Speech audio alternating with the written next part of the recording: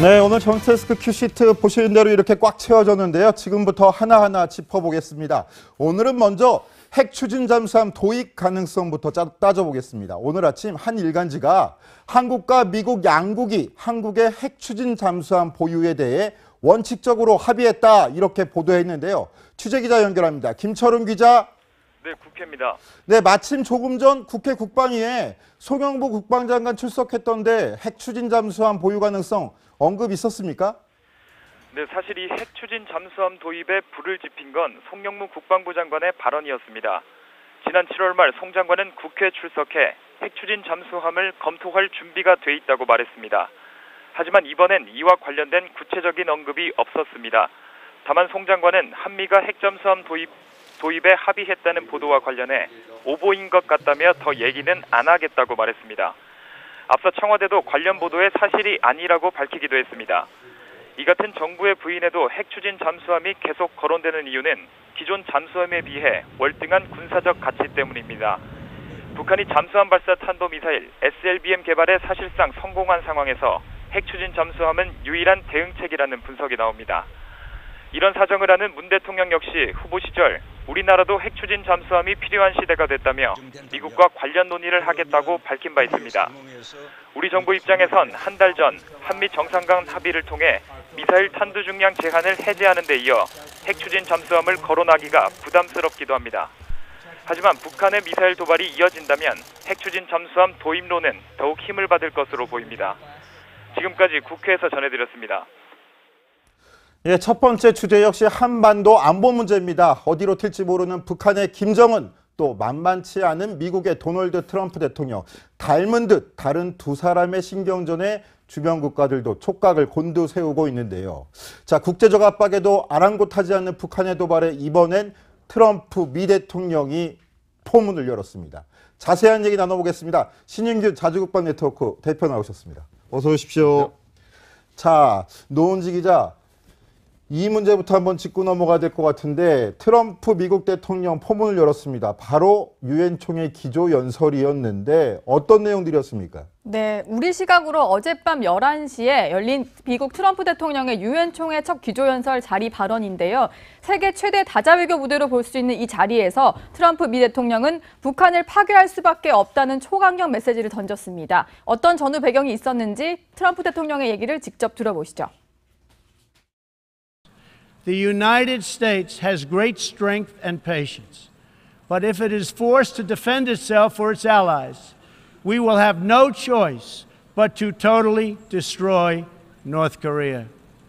Rocket Man is on a suicide mission for himself and for his regime. 네, 전례 없이 강한 발언이었다. 이런 게 이제 뭐 외신뿐만이 아니라 우리 국내 언론에서도 그렇게 평가를 했는데 일단 미국 언론의 분석부터 좀 살펴보겠습니다. 워싱턴 포스트는 이렇게 얘기를 했는데요. 트럼프의 유엔 총회 연설은 전례 없는 대북 군사 공격 위협을 의미하는 것이다. 그리고 또 타인이 예측할 수 없게 하고 세계 지도자들이 두려워하게 하는 이른바 미치광이 전략의 일환이다. 이런 식으로 자국 대통령이지만 매우 강한 발언을 쏟아냈다. 이렇게 분석을 했습니다. 자, 신인균 대표께 한번 여쭤보겠습니다. 북한 우리는 국가로 인정하지 않지만 유엔 회원국이거든요. 더더군다나 유엔 총회 기조연설에서 트럼프 미 대통령이 유엔 회원국을 향해 자살 행위 중이다. 그리고 완전 파괴하겠다. 이렇게 발언을 했습니다. 굉장히 이례적인데 이거 어떤 의도가 숨어 있다고 보이십니까? 이제 김정은에게 대한 직접적인 심리전이라고 봐야 되겠습니다. 네. 지금 이제 그 북한이 핵을 개발을 했고 또 미국을 공격할 수 있는 탄도미사일의 완성, 즉 ICBM의 완성까지 얼마 남지 않았지 않습니까? 그렇게 되면 미국이 북한의 핵을 강제적으로 해결할 수 있는 중요한 수단인 군사적 옵션은 사실은 사라진다고 봐야 돼요. 그러면 군사적 옵션이 없는 상태에서 외교적 압박이 사실은 힘을 잃게 됩니다. 따라서 네. 미국이 북한이라는 적대적인 그 미국을 핵으로 공격하겠다라고 공언하고 있는 이런 적대적인 국가에 대한 해결을 하는 것은 불과 1년도 남지 않았다. 시간은 북한 편이다. 이런 조급함.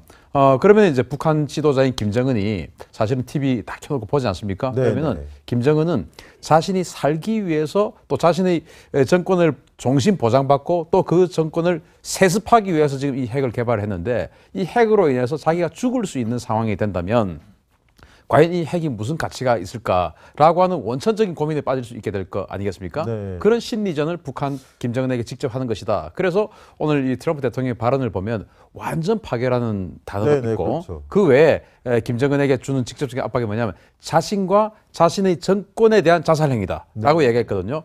즉 북한 국토 전체를 완전 파괴하겠다가 아니고 김정은 자신과 그를 에워싸고 있는 이 호가호위하는 이 정권 이들에 대한 자살 행위를 하고 있는 것이다. 즉 타겟은 북한이라는 국토 인민들이 아니고 김정은 너다라고 하는 것을 보여주는 거죠. 네, 직접적으로 김정은을 겨냥한 심리전이다 이 말씀이신데, 자 윤수민 기자, 트럼프 대통령이 이렇게 회의장에서 악담에 가까운 위협을 쏟아낼 때 정말 회의장 분위기 어땠을지 궁금한데 취재가 됐습니까? 네, 뭐 회의장 분위기를 살펴보면요. 일단 백악관의 존 켈리 비서실장의 표정을 집중해서 보셔야 할 것 같습니다. 네, 지금 저희 화면에 나가는데요. 네, 보시면 이제 고심하는 모습을 보이기도 하고 그리고 손으로 얼굴을 감싸는 등의 약간 지금 고뇌에 찬 표정을 짓고 있는데요. 왜냐하면 백악관 관계자가 직접 말을 했는데 트럼프가 이 연설을 하기 전까지 직접 표현을 가다듬고 미세 조정까지 했다. 이렇게 해서 그 전까지는 알려지지 않은 연설 내용을 무대에서 공개한 것으로 알려졌는데요. 이제 이 비서실장도 이렇게 강한 말은 할 줄을 몰랐던 것으로 보입니다. 자, 신인균 대표님, 아까 조금 전에 트럼프 대통령은 북한 전역, 북한 주민들까지 언급한 게 아니라 김정은과 김정은을 둘러싼 정권의 호위 무사들까지만 언급한 것이다 라고 언급을 하셨는데, 이와 비슷하게 미국의 매티스 국방장관도 대북 군사 옵션을 얘기하면서 한반도에 위협이 되지 않는 군사 옵션이 있다라고 언급했어요. 이게 뭘까요? 그래서 저도 사실은 뭐 제가 여러 그 칼럼도 기고를 하고 기사도 기고를 하고 했습니다만은 과연 미국이 북한을 선제 타격, 즉 참수 작전이든 아니면은 뭐 그 핵시설에 대한 정밀 타격이든 그 타격 행위를 했을 때 김정은이 그동안 우리가 알고 있듯이 서울 불바다 공격을 할 수 있을까? 저는 못할 가능성이 아주 크다고 봅니다. 왜냐? 이 핵의 개발 목표가 아까도 말씀드렸지만 자신이 죽을 때까지 정권을 잡고 또 자기 아들에게도 물려주고 싶고 그리고 그 주변에 있는 그 지금 엄청난 이 기득권 세력들은 거기에 올라타서 이 엄청난 부를 수십 년간 계속 누리고 싶은데 만약에 남조선에다가 포를 쏘게 되면 이 우리 한국 육군이 얼마나 셉니까? 네네. 미국의 해군력, 공군력에 대해서 적당히 강한 한국 육군 공군 거기다가 더해서 이 한국의 어마어마하게 강한 육군력을 더한다면 사실 미국이 60만 명의 육군력을 지금 이 한반도 전장에 데리고 올 수는 없잖아요. 네네. 그러면 이 미군의 엄청난 전력에다가 한국 육군까지 가세해버리면 사실 열흘이면 평양까지 갑니다. 평양까지 가게 되면 어떤 일이 생기죠? 후세인처럼 잡히죠. 잡혀서 어떻게 되죠? 사형당합니다. 그러면 이 남한에다가 포를 쏘게 되면 결국은 자신이 죽게 되는 것과 등식이 성립돼 버리는데 과연 쏠 수 있을까라는 것을 계속 지속적으로 심리전을 하는 것입니다. 심리전을 하게 되면 망설이게 되고 김정은 주변에 있는 그 어떤 그 기득권층들도 망설이게 되고 또 이 전방 지역에 있는 전형 군단들, 우리 서울로 포를 쏠 수 있는 그런 포병 부대들 이런 데다가 지속적으로 심리전을 하게 되면 어떻게 되냐? 만약에 포를 쏘면 이 이후에 전쟁 후에 반드시 포를 쏘려고 방아쇠를 당긴 사람, 그것을 명령한 사람 반드시 처벌한다. 하나하나 다 밝혀내서 처벌한다. 사실 전범을 그렇게 하거든요. 나치 전범들 지금도 70년 지나서 병사 하나까지 잡아서 재판하지 않습니까? 네네. 그렇게 합니다. 그렇게 해서 반드시 사형에 처하겠다. 그렇지만은 명령에 불복종하고 인도주의적으로 포를 쏘지 않으면 우리는 어떻게 대우해주겠다. 또 부대 전체가 투항을 하거나 그 명령을 불복종해서 협조를 하면 인도주의적으로 협조를 하면 어떻게 또 예우를 해주고 인센티브를 얼마를 주겠다라는 심리전이 계속 들어갈 겁니다. 네. 만약에 작전을 개시하게 네, 되면 네. 그렇게 되면 이제 우리 한국으로 포를 안 쏠 가능성이 아주 높아진다라는 그런 그 심리전적 작전을 가지고 하는 것이 아닌가 싶습니다. 자, 그런 와중에 서울을 피해보지 않게 하는 옵션, 그중에서 또 해상봉쇄 이야기도 나오고 네. 일부 핵시설에 대한 타격도 나옵니다. 그중에는 또 문정인 특보와 송영무 국방장관이 언성을 높였던 참수작전 이야기도 나오는데 그 가능성은 어떻게 보십니까? 저는 그 해상 봉쇄는 사실은 뭐 큰 그 효과가 없다고 봐요. 네. 왜냐하면 북한이 해상 무역으로 지금 먹고 사는 나라가 아니기 그렇죠. 때문에. 중국이 또 대륙이 터져 있지 중국과 않습니까? 러시아와 국경이 충분히 있으니까 해상 봉쇄는 우리나라 같은 나라에게 특효약이죠. 네. 그러다 북한에게는 굉장히 심대한 타격을 주기는 힘들고 그러면 참수작전이냐 핵시설 제거냐 아니면 이 두 개를 동시에 하느냐 이 문제인데 삼수작전 같은 경우에는 이제 레짐 체인지 아닙니까? 네. 이것은 중국이 협조를 해줄 가능성이 좀 떨어집니다. 환구시보에서도 얼마 전에 밝혔죠. 북한의 핵 시설을 제거하는 데 대해서는 우리는 개입하지 말아야 한다. 그러나 레짐 체인지 하는 데는 우리는 가만히 있으면 안 된다. 이렇게 환구시보에서도 밝혔듯이 그게 저는 중국 입장이라고 봐요. 한반도 북쪽에 압록강과 두만강이라는 엄청나게 한 1000km에 달하는 이 국경을 이 한미동맹이 굳건한 상태에서 이 친미 정권이 들어온다면 중국으로서는 최악의 상황이죠. 미 지상군과 국경을 마주하게 되는 것이니까. 그래서 반미 정권이 계속 이 한반도 북쪽에서 중국과 미국과의 어떤 완충지역으로 남아 있어야 되는데 김정은 정권이 사라지면 그게 보장이 안 되지 않습니까? 더군다나 자기들이 보험으로 데리고 있던 김정남도 제거된 마당에 따라서 지금 미국이 만약 군사작전을 한다면 김정은에 대한 참수작전보다는 핵시설 제거. 네. 핵시설이라는 것은 중국도 싫어하고 미국은 아주 싫어하고 네. 싫어하는 어떤 그 공통분모가 있기 때문에 핵시설 제거 쪽으로 갈 가능성이 높다고 봅니다. 자, 문재인 정부는 압박을 하는 중에서도 대화의 끈은 놓지 말아야 된다고 강조를 하고 있고 반면에 트럼프 대통령은 유엔 총회 기자연설에서조차 북한 정권을 몰아세우는 모양새인데요. 하지만 여기에 대해서 미국이 좀 대화의 장으로 북한을 끌고 나와야 되지 않느냐 이런 이야기도 들리는데 노원직 기자, 미국이 북한과 대화할 가능성은 아예 없는 건가요? 일단 과거 사례를 보면 이런 상황에서도 대화가 이루어졌던 전례가 있거든요. 그래서 가능성이 아예 닫혔다라고 볼 수는 없을 것 같은데 일단은 트럼프 대통령이 뭐 워낙 저렇게 강경하게 얘기를 했고 저 연설이 시작되기 전에 북한 이제 관계자들은 자리를 나갔습니다. 지금은 일단 겉으로 보이기엔 상당히 경제 국면이라고 할 수 있을 텐데 일단 과거 사례를 조금 이제 살펴보자면 1994년의 일이었는데요. 지미 카터 전 미국 대통령과 김일성 당시 이제 북한 주석이 만난 적이 있는데 이 당시에는 북한에서 카터 대통령이 어떤 제안을 받았냐면 우리를 향한 대북 제재를 중단한다면 핵 개발을 동결하겠다 이런 제안을 받았는데 이후에 뭔가 추진이 되진 않았지만 어쨌든 이런 식의 그때도 상당히 좀 극으로 치달았던 상황에도 대화가 이뤄졌습니다. 지금도 사실 북한이 미국과의 대화를 원해서 저런 행동을 하는 거다 이런 분석이 나오는 만큼 물밑에서 벌어지는 작업들도 계속 주의 깊게 지켜봐야 될 상황입니다. 이 정도 가지고는 대화는 안 돼요. 네. 왜냐하면 그 94년도 카터와 김일성의 대화는 미국이 실제적으로 북한을 공격하기 위해서 모든 준비를 다 그랬었죠. 해놓고 예. 우리 한국에도 미국의 새로운 전쟁지휘부가 다 들어와서 뭐 롯데 호텔이나 이런 서울의 호텔들이 다 미군 장교들이 다 들어가 있었어요. 그래서 언제든지 공격 내리면 북한과 전쟁을 할 수 있는 준비가 다 돼 있으니까 북한 입장에서는 이 큰일 났다 싶어서 잠깐 그 이야기 좀 하자 이렇게 된 건데 지금 아직 미국이 이 한반도에 전쟁 준비 안 하고 있거든요.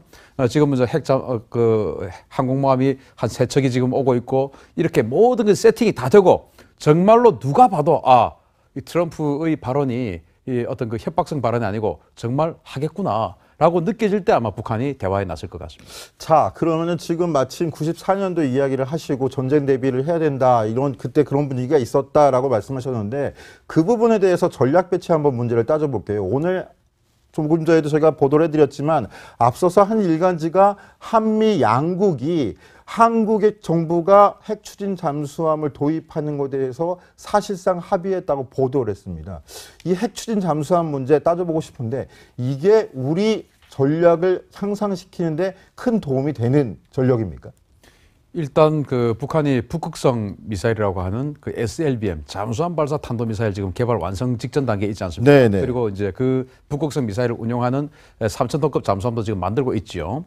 그렇게 되면 사실은 미국이든 한국이든 북한에 대해서는 이 핵 공격이든 뭐든 아무것도 못 합니다. 왜냐? 네. 지상에 있는 핵 시설들을 미국이 엄청난 물량을 동원해서 한 번에 단 하루 만에 지상에 있는 모든 핵 시설과 군사 시설을 다 제압을 한다 해도 바닷속에 잠수함이 살아있다면 핵 미사일을 탑재한 잠수함이 살아있다면 미국이든 한국이든 뭐 장담할 수가 없거든요. 그 반격을 하게 되니까. 그래서 이 핵 추진 잠수함이 북한의 심포 마양도 기지 앞에 딱 매복해 있다가 그 잠수함이 나오면 따라가는 것이죠. 과거 소련과 미국이 냉전 시대에 그렇게 했고 지금도 그렇게 하고 있습니다. 네. 서로 간에 북극의 잠수함 기지 앞에 딱 매복해 있다가 핵 미사일을 탑재한 잠수함이 나오면 따라가다가 이 핵 미사일을 탑재한 잠수함이 미사일 발사관을 여는 소리가 들리면 격심시켜버립니다. 네. 그러면은 지금 이제 우리가 가지고 있는 디젤 잠수함들 엔진이 디젤이잖아요. 우리가 알듯이 뭐 상식적으로 디젤 엔진은 돌리려면 산소를 흡입해야 엔진을 돌립니다. 그렇죠. 공기를 또 주입하려면 바다 위로 그렇죠. 올라와야 돼요. 수면 위로 올라와야 그런데 돼요. 바닷속엔 산소를 공급할 수가 없잖아요. 네네, 그런데 이 원자력 추진 잠수함은 원자력은 산소가 필요하지 않아요. 네. 그러니까 무한적으로 동력을 돌릴 수가 있는데 이 디젤 잠수함은 공기를 계속 흡입을 해야 되고 그 공기를 흡입을 해서 디젤 엔진을 돌려서 배터리를 충전해서 그 배터리로 다닙니다. 네. 그러니까 지금 있는 우리 잠수함들은 북한까지 가게 되면 그 배터리가 방전이 돼버려요. 그리고 이제 한 보름 정도 작전할 수 있는데 가는데 우리 일함대 기지에서 가는데 한 일주일, 오는데 한 일주일 가서 할 수 있는 것이 아무것도 없어요. 또 2022년에 3,000톤급 잠수함 이거는 이제 3주 정도를 배터리로 작전할 수 있는데 가는데 일주일, 오는데 일주일 가서 일주일밖에 네, 못 있습니다. 작전까지 그러니까 그렇게 의미가 짧군요. 없는 것이에요. 예. 따라서 이 원자력 추진 잠수함이 있어야만이 그 SLBM 핵미사일을 탑재한 이 북한의 이 앞으로 그 SLBM을 무력화시킬 수 있는 수단이기 때문에 반드시 있어야 된다. 왜?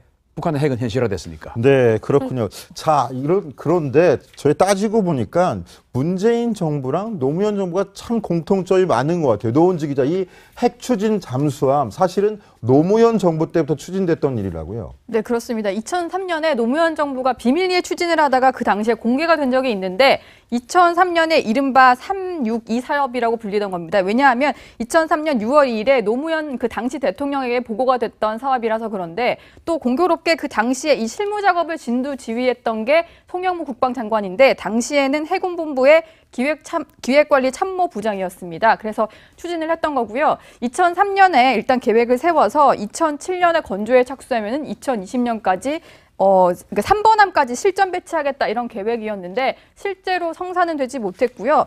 비밀리에 추진하다가 공개가 되니까 좀 뭐 자초된 이런 경향이 있어서 이번에 문재인 대통령, 문재인 정부에서도 뭔가 물밑 작업이 추진되지만 겉으로는 이런 식으로 우리 합의된 바 없다 이런 식으로 선을 긋고 있는 게 아닌가 이런 해석도 나오고 있습니다. 자, 신은미 대표님. 13년 전인 2003년에부터 추진이 됐었는데 왜 여태까지 안 된 거예요? 그때 왜 불발이 된 건지 한번 설명해 그때 이제 362 사업단이라고 해서 이제 해군본부에서 비밀리에 추진되고 있었고 당시 국방부 장관이 조영길이라는 분이었어요. 육군 출신인데 육군 사관학교 출신이 아니었어요. 그래서 네. 주류 멤버가 아니었습니다. 네. 그래서 주류 멤버가 아니었던 분이 이제 국방부 장관이 되었고 또 이 주류 사업이 아닌 해군 사업을 이제 그렇죠. 지시를 해서 네. 당시 해군본부에 추진했는데 공교롭게도 송영무 방금 노은지 기자 말씀하셨듯이 송영무 지금 국방부 장관이 당시에 총책임자였어요. 네. 그런데 이 비밀리에 추진을 하고 있다가 당시 우리 국내 모 일간지 아주 유력 일간지에서 특종 보도를 때려버렸습니다. 이렇게 해군에서 지금 준비하고 있다. 그러는 바람에 온 세상이 다 알게 됐죠. 그 기사 때문에 인지는 모르겠지만 그 이후에 미국에서 압력이 들어와서 이 사업단이 해체돼 버렸습니다. 미국이 우려했던 거는 왜 그렇습니까? 당시 그 김대중 정부 이후에 노무현 정부 뭐 그렇게 해서 우리가 자주국방 또 전자권 전환 뭐 이런 것들이 화두였지 않겠습니까?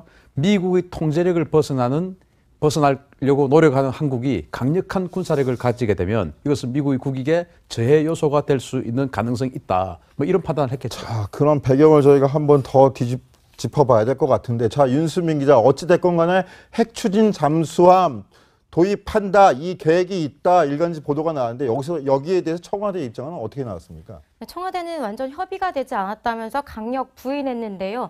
그럼에도 불구하고 군과 정치권 안팎에서는 이 핵 추진 잠수함이 이제 물밑 논의가 오가고 있다 이렇게 추론을 하고 있습니다. 자, 물밑에서 이게 협상이 오고 갈 가능성까지 완전히 배제할 수 없다라는 게 우리 윤수민 기자 취재 결과라는데 사실일까요? 저는 사실이라고 봅니다. 네. 왜냐하면 이미 원론적으로는 지난 그 8월 달에 송영무 장관이 미국에 가서 매티스 국방부 장관하고 상당한 협의를 하고 왔지 않습니까? 네네. 그 이후에 이제 거의 뭐 공식적으로 이야기한 게 한미 미사일 지침을 개정해서 탄두 중량을 거의 무제한으로 한다라는 발표는 이제 했었죠. 그때 송영무 장관이 같이 이야기했던 게 바로 이 핵추진 잠수함 그리고 이제 전술핵 문제였죠. 거기에 이제 매티스 장관은 뭐 원론적으로 뭐 이해한다라는 수준으로 답을 했다라고 하지만 제가 아는 송영무 장관은 10여 년 전부터 이 원자력 추진 잠수함에 정말 상당한 의지를 가지고 있었기 때문에 아마 그 의제 중에서 공개된 의제가 아니고 비공개 의제 중에서 이 원자력 추진 잠수함에 대해서 굉장히 많은 대화를 나누었을 것으로 저는 짐작을 합니다. 네. 그러면은 이번 뭐 유엔 총회 때문에 그 대통령께서 방미를 하셨지만 그래도 방미를 하고 귀국을 한 성과가 있어야 되는데 지금 그 아침에 뭐 일간지 발표로 인해서 그 성과가 이른바 물타기가 될 수 있지 않겠습니까? 네. 갔다 와서 네, 이런 거 발표를 한번 멋지게 한번 해야 되는데 이를테면 엠바고가 걸려 있었는지 모르겠지만 이 기사 오늘 아침 조간 발표로 인해서 물타기가 되었을 가능성이 있다. 그래서 지금 뭐 청와대 공식 라인에서는 사실 무근이다라고 했지만 방금 이제 윤 기자 말씀처럼 가능성을 남겨놓았다는 것은 지금 사실은 진행되고 있지 않을까 그렇게 보는 것이죠. 자, 신인균 대표님 이렇게 말씀하시면서 군 관계자들 자주 만나시는데 군 관계자들한테 좀 언질 들으신 거 있으신 거 아니에요 혹시?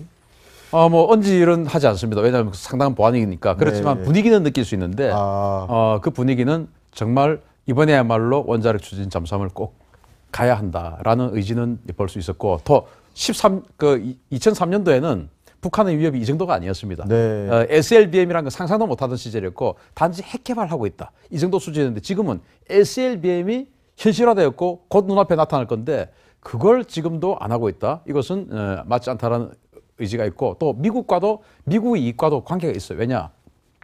북한의 SLBM 잠수함이 태평양으로 나와서 미국을 공격하다면 미국은 뭐 끔찍한 일이죠. 네, 그러면은 네. 우리가 하지 않으면 미국의 핵 잠수함이 와서 마양도 앞을 지켜야 됩니다. 네. 미국도 핵 잠수함이 그렇게 여유 있게 많은 건 아니거든요. 그러면은 동맹이 굳건하다는 전제 아래 당신네들이 할 것을 우리가 해주겠다. 이것은 미국도 충분히 이해가 될 수 있는 것이죠.